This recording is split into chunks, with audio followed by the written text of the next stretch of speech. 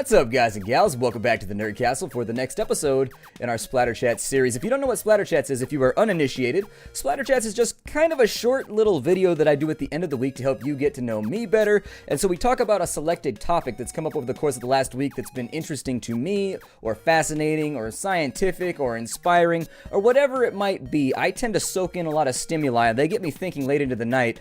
And sometimes when I'm laying there with my head on my pillow, I go, aha, that's what I'm going to talk about this week. And so this week it was actually pretty abundantly clear. I had the privilege this week of talking to an individual who is approaching his 30s, and he really sort of expressed to me the fact that he feels like he hasn't accomplished what he thought he was going to accomplish at this point in his life. And so this was kind of a dour conversation, and he said that it was very, very difficult for him to rectify his position in life right now, both professionally and personally, because as a 15-year-old, he really saw himself in a different spot. And so obviously 15-year-olds, very optimistic age. It was for me anyways. If you had asked me what I was going to do with my life at the age of 15, believe me, I would have sold you a story as long as your arm about how I was going to go out and conquer the world and everything was going to be mine and everything was going to be diamonds and gold and etc.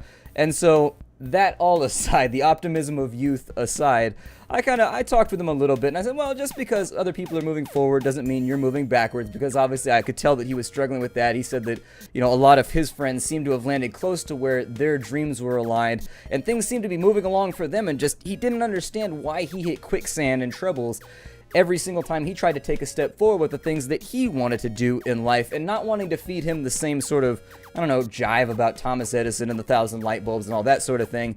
I guess it kind of brought up a memory that I had read about this in a trivia book, and so if you're in that situation right now, obviously this is for you. About 20 years ago, a horse was born in Japan that nobody particularly wanted. The horse went by the name of Gentle Spring, and so if you wanted to fact check me on this, feel free. This is actually like a thing that happened.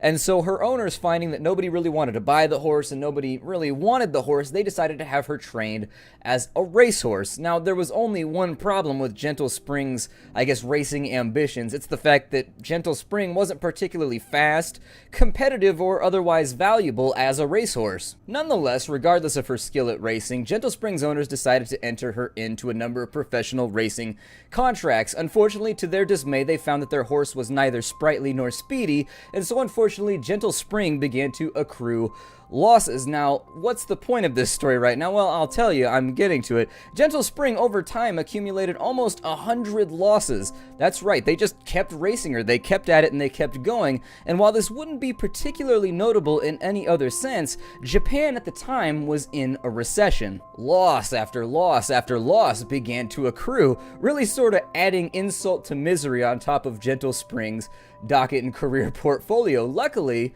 fate had a different plan for this horse's CV. You see, at the time, Japan had been going through a fairly serious economic recession, and because of that, people had lost their jobs, they had lost their families, they had lost their fortunes and their savings, and all the things that go along with that. I don't have to be the first person to tell you, but when a family goes through financial hardship, it can definitely wreak havoc on all of those relationships. Racegoers in Japan noticed this little horse that was having so much trouble winning or even placing, to be honest, because quite frequently she came in last place, and they saw this horse as emblematic of their suffering, as a banner that they could rally behind given their current economic situation.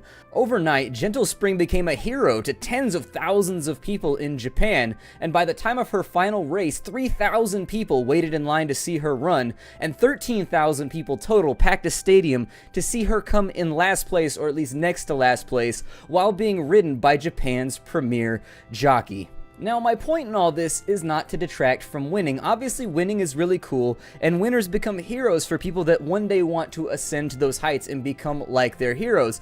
Still, my point in this is to say that Gentle Spring spent her entire career surrounded by winners, being outran and constantly coming in last, and yet still managed to become a hero to tens of thousands of people simply by running the race and losing over and over and over again and becoming a character that they could identify with. And while winners tend to get the lion's share of the glory, my point here is finally to say that sometimes people don't need a winner. Sometimes people like to identify with the underdog. In fact, underdogs are very, very popular, and oftentimes the world is definitely building towards something around you, even if you feel like you are just tirelessly losing over and over and over again. And so on those days where it really feels like you can't get back up and keep on trudging ahead, I would remind you to keep Gentle Spring in your mind. She did wonders for Japanese racegoers, and on a daily basis, she inspires me as well, even though she never won a single time. Just because somebody else is going forward does not mean you are going backwards. So, on to the Q&A.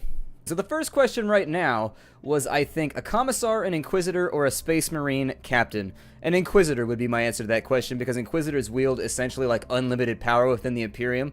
They can requisition like entire legions of man, and they can actually coerce like entire chapters of space marines into doing whatever they please. They probably won't, because it's a lot of paperwork to file, but just be aware that inquisitors are basically, they have like godly powers within the Imperium, because most people are terrified of coming under scrutiny for heresy, and just written into like their charter, they can do whatever they want for the most part. They can't do it cleanly, but they can definitely do it. So other questions here. I'd go with the Inquisitor as my point right there. Have you ever played PlanetSide? I have. I played the second one quite a bit. I never got into the first one because it was a little bit before my time, but the second one I played quite a bit. How many and what kinds of cats do you have? I have 2 long hairs. That's pretty much it. They're not any like specific breed or anything like that. They're 2 just big poofy bastards that eat up all my food and stink up my house. What else do we have here? Have you seen the new Star Wars trailer already? What do you think of the chances that it won't be another disaster signed by George Lucas? I don't know. I'm remaining very, very skeptical. I don't know what to think about it right now.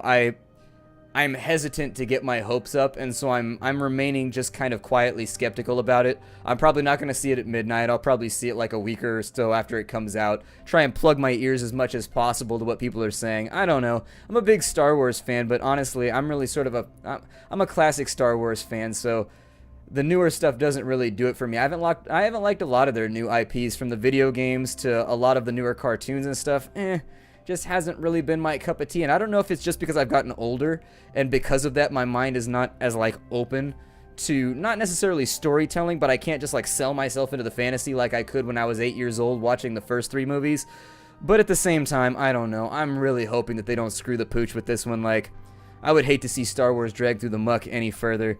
After the prequels, it was just like, ugh, please no more, please no more. Let's see here, what else do we have? There's got to be something up in here somewhere. I try not to edit these out because honestly, it makes the whole thing into a big like organizational mess. Lots of game requests. Honestly, I probably won't answer a ton of game requests right here, just because if I do it, I end up doing it. And that'll be that. What is your favorite cat breed? See, now we're on to the meat and potatoes of this conversation. Now we're in here. I want her to have a Persian cat with the smushy ass face. I love it. They're adorable. They got like that weird smushed face, and I just want to like rub it. I just want to rub it against my face and be like, you're adorable. If I can't have one of those, I like Norwegian and Siberian forest cats. Those are pretty adorable too. I'd like Scottish folds if it weren't for the ear. Well, I think I could get away with it if it was like a half Scottish fold where the ears weren't quite so like tweaked. But anyways, I want a Persian or one of the other 2 that I mentioned. I had a Siamese for a while, and I really liked her because she was territorial about people. Like, she was like a guard cat. It was crazy. She would like attack people that came near me that she didn't like. Like, she would defend me from human beings that came to visit my house and stuff. Kind of an interesting cat breed. Super yowly and loud too, constantly just barking at the moon.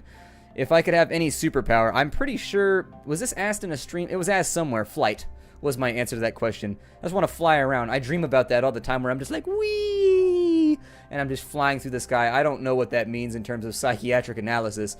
At the same time, it still seems like it would be really, really awesome, and I still dream about it all the time. So I figure I'd probably go for that one. I wouldn't go for anything crazy. As a follow-up, I'd probably go for something like what Wolverine and Deadpool have, except I'd do it the less tumor-y variety, I guess. I go with the Wolverine version since it left him looking coherent, whereas Deadpool just like, he's like a big mass of nodules. And while I love Deadpool very, very dearly, I don't know if I would give up my aesthetics in exchange for living forever and not being able to take any damage. I'd be like, if I had to pick between one or the other, you might as well go with the one that leaves you pretty, I suppose. And so I guess that would be a second runner-up, although I figure you get bored after being alive for like 300 years. You would just get so bored with everything. I feel like life would lose meaning if there was like no risk or no chance you're ever gonna die. I don't know. It is what it is. Let's see here. We gotta have something else here. Can I send you a coconut? If you want to send me a coconut, I guess. That sounds... I don't know. I like coconuts. Coconuts are cool. How old is Splattercat? Does anybody know? Oh, I'm gonna regret this. I'm 28 right now. Well, yeah, pretty damn close to 28 anyways. So there it is. My cats don't have any specific breed, so I feel like I already hit that question right there. Let's go down. Lots of people asking about my cats. It's because he was in the last video. I saw that in editing. He was like walking around in the background, causing all kinds of mischief. I think I even locked him in the room, so he was just like, ah! Like trying to get out. He's like, my world is shrinking, sticking his little feet up under the door like cats do.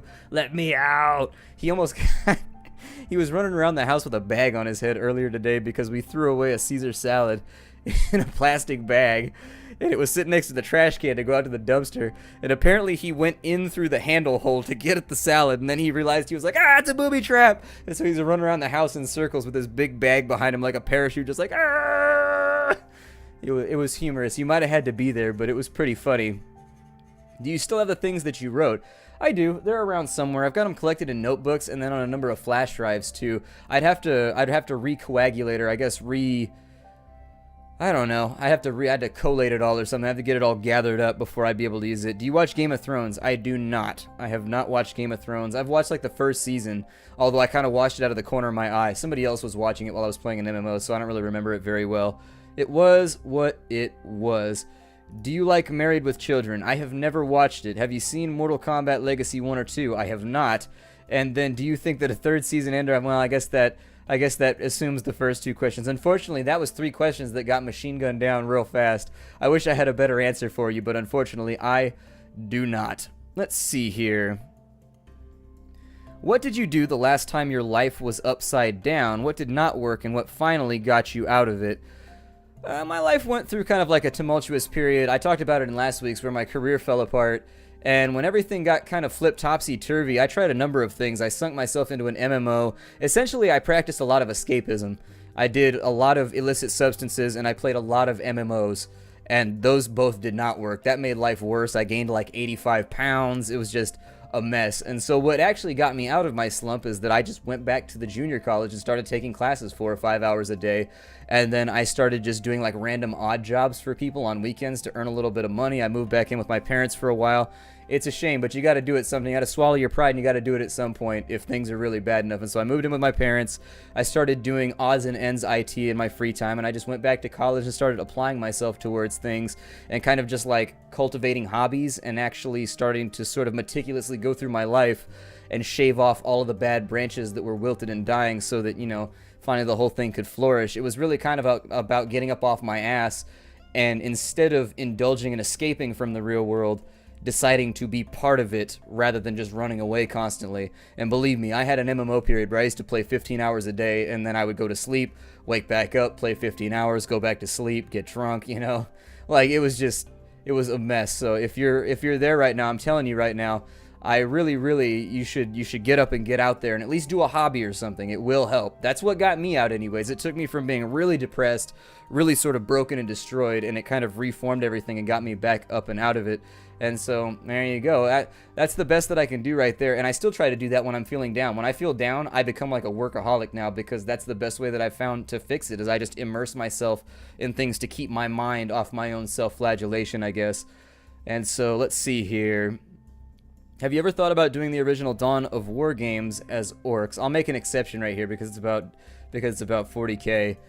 I have thought about it. I'm really sort of hoping eventually somebody will make a remastered edition, because as of right now, the highest resolution that it supported, I think, was a 4:3, which means that it would look all funky and weird on YouTube. Since YouTube now only really supports widescreen, it'll actually letterbox and make everything else look weird.